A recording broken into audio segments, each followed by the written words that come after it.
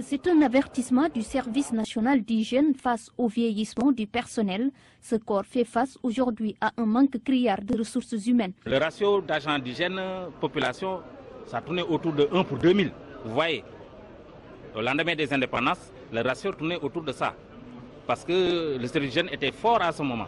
Mais à l'heure où je vous parle, bon, le ratio peut-être ça tourne autour, d'après les dernières évaluations qu'on avait faites, on était actuellement autour de 1 agent pour 25 000.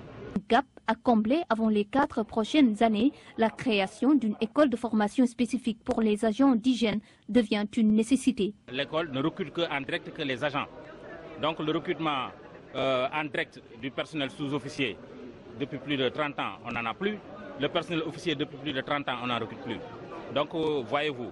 Et alors que pratiquement, ce sont ces agents qui sortent agents depuis pratiquement une trentaine d'années, qui c'est par le biais des concours professionnels qui progressent pour aller faire les sous-officiers et pour intégrer les catégories supérieures.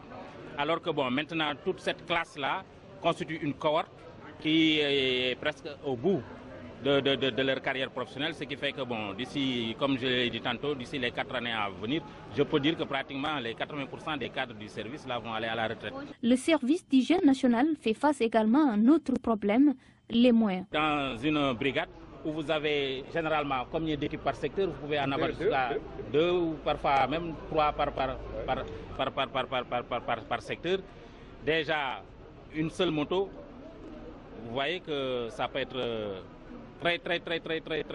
très difficile. Les moyens en véhicule, pour l'instant, on n'en a pas comme on en voulait. Parce que vous savez que lorsque les gens aussi se déplacent dans les quartiers pour faire des opérations techniques, les motos ne peuvent pas le faire. Il faut avoir des véhicules pour monter les appareils, etc. Donc tout ça constitue vraiment du plomb par rapport à notre fonctionnement. En collaboration avec le ministère de la Santé et de l'Action sociale, des projets sont en train d'être étudiés pour revoir le code des agents du service national d'hygiène, mais également la mise en place d'une école de formation pour assurer la relève.